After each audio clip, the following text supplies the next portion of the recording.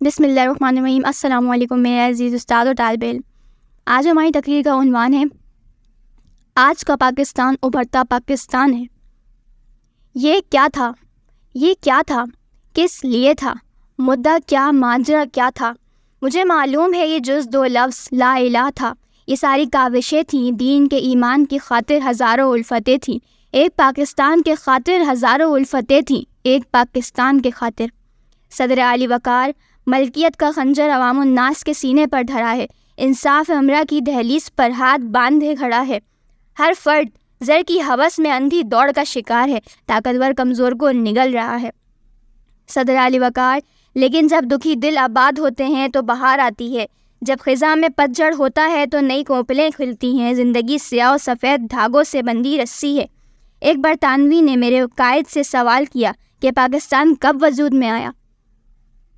تو میرے قائد نے جواب دیا کہ پاکستان تو اسی دن وجود میں آ گیا تھا جب پہلا ہندو مسلمان ہوا تھا۔ صدر علی وقار آج کے پاکستان کو وجود میں لانے کے لیے اس سرزمین نے خون کے فوارے اگلے تھے۔ یہ دنیا وطن سے ہے، وطن ہوئی تھی، اس لیے مسلمان خواتین نے اپنی عزت ناموس کا نذرانہ پیش کیا۔ صدر علی وقار یہ میرے قائد علامہ اقبال کا پاکستان ہے، وہ علامہ اقبال جو اپنے نوجوانوں کو شاہین کہتے تھے، وہ شاہین جو جامد نہیں معترک ہیں، جو ثابت نہیں سیاہ ہیں، جو کرگس نہیں شاہین ہے، وہ شاہین جو بلندی کی طرح بڑھتا ہے، وہ پسی کی طرف نہیں دیکھتا، جو کسی محل کو اپنا ٹھکانہ نہیں بناتا بلکہ پہاڑ کی چوٹی اس کا ٹھکانہ ہوتی ہے۔ صدر علی وقار آج کا پاکستان ابھرتا پاکستان ہے۔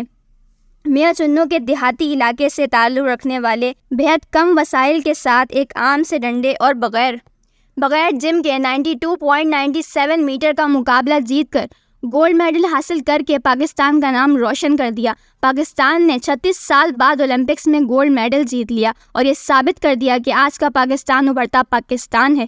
صدر علی وقار رائے حارس 90 ممالک سے 22 لاکھ طلبات میں اول پوزیشن حاصل کرتا ہے اور یہ ثابت کرتا ہے کہ آج کا پاکستان ابھرتا پاکستان ہے۔ آج کا پاکستان ابھرتا پاکستان ہے۔ صدر علی وقار اگر ہم پاکستان کو اسلام کا قلعہ بنانا چاہتے ہیں تو ہمیں اسلام کے اصولوں پر عمل کرنا ہوگا، غیر قانونی کاموں کو روکنا ہوگا، رشوت لینے سے اور دینے والوں کو ناپسند کرنا ہوگا اور پاکستان کو صحیح معنوں میں اسلامی جمہوریہ پاکستان بنانا ہوگا۔